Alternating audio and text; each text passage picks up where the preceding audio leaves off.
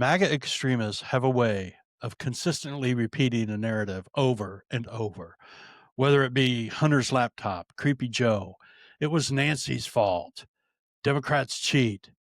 They can be relentless with their narrative.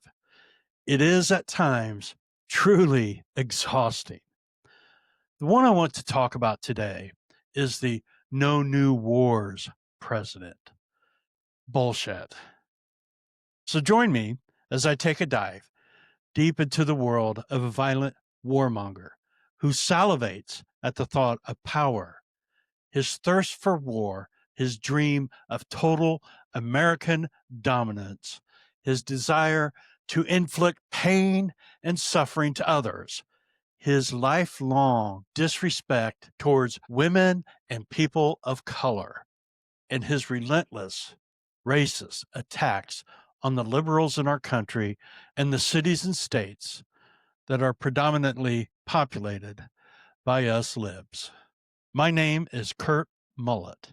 I am Hoosier Blue, and I have something to say. Let's get at it.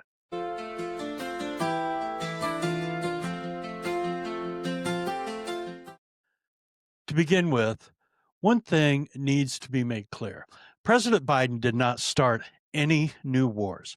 He did not get us into any new wars, and he is not responsible for any wars that occurred between other countries during his term. That is just complete, utter bullshit. In fact, no new wars have been started while a Democratic president was in office since the Vietnam War. And that is a fact. Now, that being said, let me make one thing clear. There are many underlying factors that occur and are the reasons for the United States to participate in a war or to start one. It is not a decision that is taken lightly, or should it be? And just like many of you, I was brought up believing that the United States was the most powerful and greatest nation on earth. I have believed that my entire life. Well, almost my entire life. There is no doubt about being the most powerful nation. That is clear.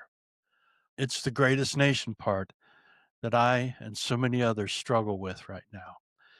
It pains me to be witnessing what this fascist dictator prick is doing to our country and to so many innocent people who live here.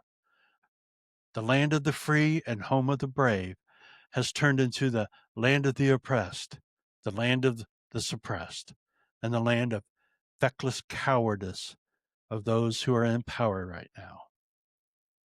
So where do I begin?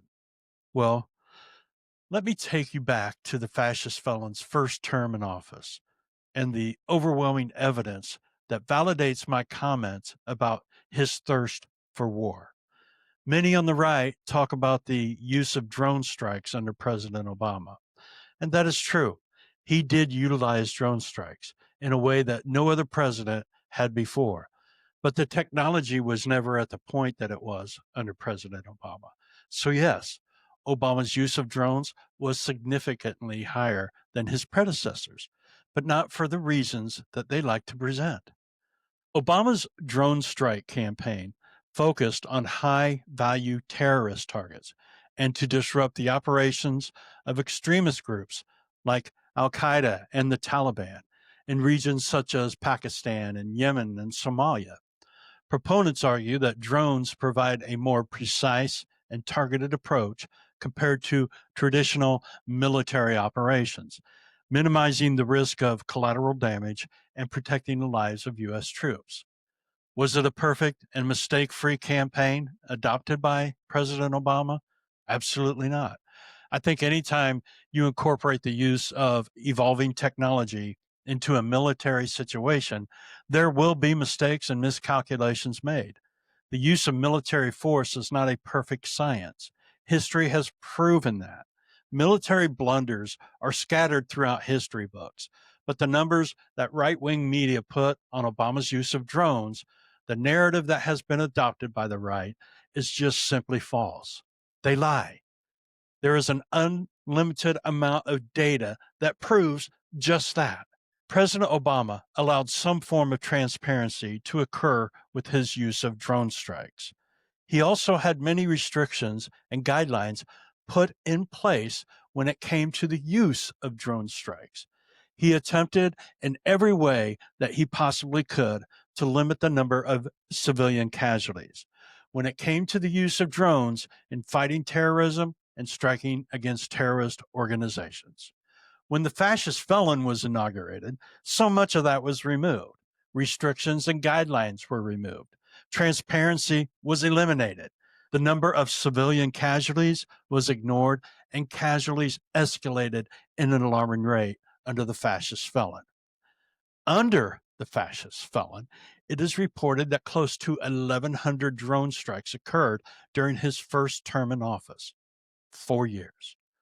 That is an average of close to one drone strike every 1.4 days.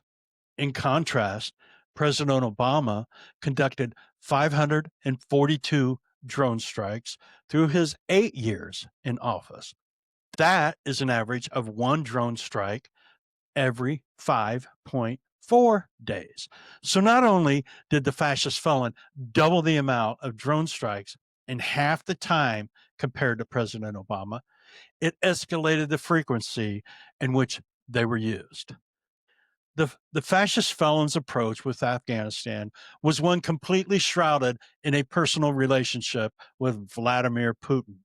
His loyalty and commitment to the Russian dictator have been exposed on many levels and many times over and over. He dropped a record 7,423 bombs and missiles alone in 2019. He ignored military intelligence information that reported the Russian dictator had applied bounties on American soldiers who were fighting in Afghanistan. Then he negotiates a deal with the Taliban, leaving the Afghan government completely out of the negotiations, and agreed to release 5,000 Taliban militants as part of the deal, one of which is now the chief commander of the Taliban terrorist organization. Please make sense of that, because I've not been able to do so. He bragged about how he crushed ISIS, yet they are still fully operational as I speak. And yet most Americans are unaware of the brutality that was inflicted on civilians by his failed attempt to do so. He dropped nearly 40,000 bombs and missiles and thousands more artillery shells and rockets on Mosul and Raqqa, ISIS strongholds, in 2017 alone. According to reports, more than 40,000 civilians in Mosul alone were killed in the capturing of that city. I hope you get the picture with the few things that I have shared with you about his thirst for war that occurred during his first term in office. Of course, then his own terrorism, his own personal war, was inflicted on the United States on January 6, when he summoned his domestic goon army to D.C. to attack the Capitol in an attempt to stop the verification of a free and fair election. An unprecedented act of domestic terrorism never seen on American soil in our nation's history. This should have been the end to him, yet it was not. And here we are today. To this day, he continues to coddle to the Russian dictator, rolling out a red carpet to a wanted war criminal, ignoring the fact that Putin and Russia violated the UN Charter and broke the agreement that had been signed in the Budapest Memorandum of 1994. He attacks Ukrainian President Zelensky on a daily basis and has failed miserably, I feel on purpose, to negotiate an ending to that war, an illegal invasion conducted by Putin and Russia. This fascist felon is a Russian operative, plain and simple. Putin has something on him, and I think it reeks of dollar signs. He attempted to remove the United States from NATO during his first term and is on the same path to attempt that once again. He shows signs of building an alliance with Russia, North Korea, and Hungary, an alliance of fascist dictators, if you will. His puppets in Congress have exploded the defense budget to close to a staggering $1 trillion. He has changed the name of the Department of Defense to the Department of War, a true sign of a fascist warmonger. And he continues to bend the knee to Netanyahu in funding the genocide that is taking place in Gaza, with plans of developing waterfront property being his ultimate prize. And now he is showing his true colors as the most anti American, anti constitutional president in American history.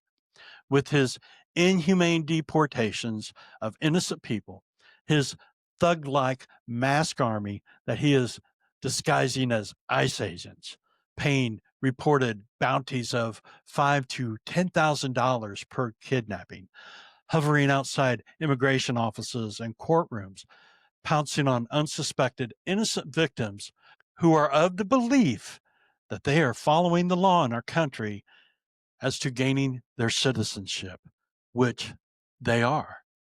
He has deployed the military into the streets of LA and DC, who, by the way, are both governed by black mayors, and makes threats daily that this will be expanded to other cities across our country, Chicago and Baltimore being next in line. Both, by the way, governed by black mayors. This is his racism exposing itself on unprecedented levels. Another one of his narratives. I'm the least racist president you've ever seen. I have plenty of black friends. Please, that is such bullshit. A line that he has said over and over again, but yet we have seen otherwise from his actions. He is the most racist piece of shit president we have ever seen. And now his handpicked Christian nationalist, sycophantic Supreme Court is allowing him to continue with his roving ICE raids. They are being done simply to people who speak Spanish or because they look Latino or Hispanic, or a gathered group of workers who appear to be Latino or Hispanic, or entering known Latino and Hispanic communities and neighborhoods and simply going door to door to weed out the criminals by masked thugs who many themselves, it has been revealed, have criminal records that are far worse than those they are kidnapping, all in the name of white supremacists, flexing their hatred and racism on those who are not white. They will not stop until we stop them. All of this is being conducted under the guidance of a convicted fascist felon, a rapist, a predator who banged young girls with Epstein, a true fascist in the most definitive way. So please, those on the right, save me your no new wars president. He is a warmonger to the core. And your approval and total acceptance of his behavior is the reason that I and so many Americans have zero tolerance and respect for any of you, and why we call you Nazis and say you are in a cult, because you are. Thank you for joining me for this episode of my podcast, Something to Say with Who's Your Blue. I appreciate your support. My name is Kurt Mullet. I am Who's Your Blue, and of course, I have something to say. Catch you on the flip side.